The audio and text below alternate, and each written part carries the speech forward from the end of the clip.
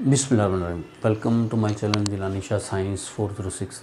तो students, selective radioactivity का article हम पढ़ चुके हैं और उसके बाद हमारा सेकंड ये लेक्चर जो है ये रेडियो एक्टिविटी के अंदर जो रेडिएशंस एमिट हुई थी उन रेडिएशंस की प्रॉपर्टीज़ के बारे में। और वो रेडिएशंस हमारे पास क्या थी? नेचुरल रेडिएशन, न्यूक्लियर रेडिएशंस थी। और वो क्या थी? अल्फ़ा रेज, बीटा रेज और गैमा रेज।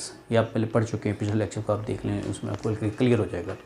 अब हम इन रेज़ की जो प्रॉपर्टीज़ हैं उनके बारे में पढ़ेंगे, यानी हम इन कोशिश करेंगे इन रेज़ के बारे में स्टडी की, इन रेज़ को जानने की कोशिश करेंगे कि इनकी प्रॉपर्टीज़ की हेल्प से।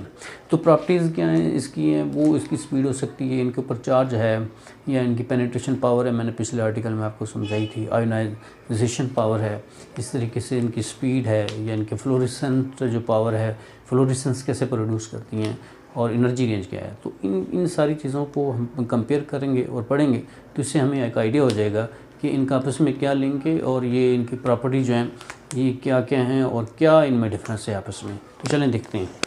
अच्छा जी, देखें प्रॉपर्टीज़ ऑफ न्यूक्लियर रेडिएशन में प्रॉपर्टी है हमारे पास पहले पेनिट्रेशन। तो ये देखें पेनिट्रेशन किसकी? अल्फ़ा रेज की पहले पढ़ते हैं। तो ये कितनी है?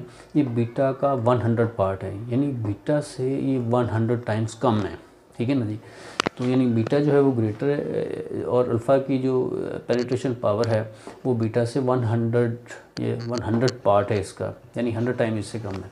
और गैमा रेज जो है इनसे 1000 टाइम्स जो है ये कम है, क्योंकि हम गैमा को 1000 से डिवाइड करेंगे तो ये जो है गैमा रेज ज़्यादा बड़ी टर्म है और ये 1000 पार्ट बन जाएगा। तो इसलिए जो अल्फ़ा रेज की पेनिट्रेशन पावर वो बीटा से 100 टाइम्स जो होती हैं वो स्मॉलर होती हैं, और जो हमारे पास गैमा रेज उससे 1000 टाइम कम होती है। इस तरीके से बीटा रेज की देखें पेनिट्रेशन, तो जैसे कि हमें पता है कि जो अल्फ़ा है उसकी पेनिट्रेशन पावर जो है वो बीटा से 100 टाइम्स कम थी।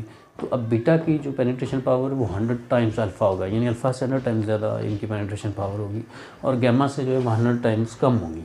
ठीक है जी। इस तरीके से जब हम गैमा रेज की बात करते हैं तो गैमा रेज में ये है कि हमारे पास जो इनकी पेनिट्रेशन पावर है वो बीटा का 100 टाइम्स है, यानी बीटा से भी 100 टाइम्स ज़्यादा है। ठीक है। और जो अल्फ़ा रेज उनसे तो 1000 टाइम्स ग्रेटर है। तो ये हमारे पास अब आयोनाइजिंग पावर है। ये क्या है हमारे पास? ये अल्फ़ा की जो आयोनाइजिंग पावर होती है वो 100 टाइम्स अब बीटा होती है, यानी बीटा जो है उससे 100 टाइम्स ज़्यादा है। ठीक है जी, लार्ज है। और जो बीटा रेज की है ये आयोनाइजेशन पावर ये अल्फ़ा से कम है। अब क्यों कम है? ये मैंने पिछले लेक्चर में आपको समझाया था कि जो हमारे पास बीटा पार्टिकल होते हैं उनकी मास भी कम होती है as compare to alpha particles. तो जैसे मास कम होती है तो इस वजह से फिर जो है उनकी जो है वो ज़री बात है जो आयोनाइजेशन पावर है वो भी कम होगी। ठीक है ना, क्योंकि जो है मास कम होगी तो ज़री बात है उसके अंदर जो है वो नंबर ऑफ जो पार्टिकल्स हैं वो भी कम होते हैं, तो इसलिए उनकी जो आयोनाइजेशन एनर्जी है वो कम है, यानी आयोनाइजेशन पावर जो है वो कम है। ठीक है जी, अल्फ़ा से। अब वेरी लो देन बीटा। तो अब जो गैमा रेज हैं इनकी क्या है? बीटा से बहुत ज़्यादा कम है। ठीक है ना, पेनिट्रेशन जो आयोनाइजेशन पावर है। तो जब बीटा से कम है, ठीक है, और बीटा किससे कम है? अल्फ़ा से। इसका मतलब ये जो अल्फ़ा रेज है उससे भी तो मतलब और ज़्यादा कम हो जाएगी। अब इसके ऊपर चार्ज भी नहीं होता, इस वजह से भी है, ये पास कर जाती हैं तो आयोनाइजेशन नहीं करती हैं जिनके ऊपर चार्ज नहीं है, इसलिए। अब चार्ज देखें इसका, अल्फ़ा रेज के ऊपर डबली पॉजिटिव चार्ज होता है, तो यानी 2 इलेक्ट्रॉन का चार्ज होता है, और जो बीटा रेज होती हैं उसके ऊपर सिंगल नेगेटिव चार्ज होता है, इसलिए उनको इलेक्ट्रॉन पार्टिकल भी कहते हैं। और जो हमारे पास गैमा रेज होती हैं इनके ऊपर कोई चार्ज नहीं होता। अब देखें फ्लोरेसेंस मटेरियल ये होता है कि फ्लोरेसेंस एक प्रॉपर्टी है मटेरियल की कि जब वो किसी ये रेडिएशन किसी मटेरियल पर फॉल करती हैं तो उसमें चमक लुमिनस प्रोड्यूस करते हैं उसमें से। ठीक है ना, उसको लाइट अप करती हैं, उसमें शाइनिंग प्रोड्यूस होती है। तो इस लास्ट पे इसको देखते हैं ज़रा। तो ये जो फ्लोरेसेंस है ये क्या करती है? जो अल्फ़ा पार्टिकल हैं ये जो है फ्लोरेसेंस प्रोड्यूस करती हैं, जब डायमंड पर फॉल करती हैं जिंक सल्फाइड पर करती हैं। ठीक है। तो अब जो है ये जो बीटा रेज हैं ये इनसे भी ज़्यादा फ्लोरेसेंस हैं। ठीक है, अल्फ़ा पार्टिकल से, तो इनसे भी ज़्यादा फ्लोरेसेंस प्रोड्यूस करती हैं। तो इसी तरीके से जब हमारे पास जो है वो गैमा रेज की बात करते हैं तो ये कम फ्लोरेसेंस प्रोड्यूस करती हैं। ठीक है, और ये कहाँ पर प्रोड्यूस करती हैं? फोटोग्राफिक प्लेट के ऊपर। ठीक हो गया जी। तो सॉरी, इसमें यहाँ पर एक मिस कर दिया, ये मोर फ्लोरेसेंस अल्फ़ा, यानी जो अल्फ़ा पार्टिकल्स हैं वो जो है जब किसी डायमंड जिंक पर प्रोड्यूस होते हैं तो फ्लोरेसेंस प्रोड्यूस करते हैं, और जो बीटा रेज है उनसे भी अल्फ़ा से ज़्यादा फ्लोरेसेंस प्रोड्यूस करते हैं। और जो हमारे पास गैमा रेज हैं वो क्या कहते हैं? बहुत ही जो कम फ्लोरेसेंस प्रोड्यूस करती हैं, और वो भी सिर्फ फोटोग्राफिक प्लेट पर ऑब्जर्व कर सकते हैं, अदरवाइज मुश्किल है। अच्छा, स्पीड क्या होती है देखें जी, हमारे पास बीटा रे इसकी स्पीड होती है 1/10 बेसिक, मतलब जो स्पीड ऑफ लाइट होती है उसका 10th पार्ट होता है, ठीक है ना, यानी मैं 0.1 से कह सकता हूँ, ठीक है, यानी स्पीड ऑफ लाइट से काफ़ी कम होती है। तो ये जो हमारे पास बीटा रे है इसकी स्पीड अल्फ़ा पार्टिकल से ज़्यादा होती है, ठीक है, लाइट की इक्वल तो नहीं होती, लेकिन अल्फ़ा पार्टिकल जो है उनकी 1/10 सी, तो इसकी उससे थोड़ी सी ज़्यादा हो जाती है, मतलब 1/10 सी से ग्रेटर हो जाती है। तो अब जो गैमा रेज है उसकी स्पीड जो होती है वो स्पीड ऑफ लाइट की इक्वल होती है, तो इसलिए ये जो स्पीड ऑफ लाइट की स्पीड के साथ मूव करती हैं गैमा रेज। अच्छा, अब देखें ये नेचुरल इनकी देखें कि नेचर क्या होती हैं। अब ये जो अल्फ़ा रेज हैं ये हीलियम जो एटम्स है उससे सिमिलर होती हैं, तो इसलिए इसको हीलियम पार्टिकल्स भी कहते हैं। और ये जो बीटा रेज होती हैं इनके ऊपर चार्ज और जो मास होती है वो एक इलेक्ट्रॉन की इक्वल होता है, तो इसलिए इनको सिमिलर होती हैं इलेक्ट्रॉन से।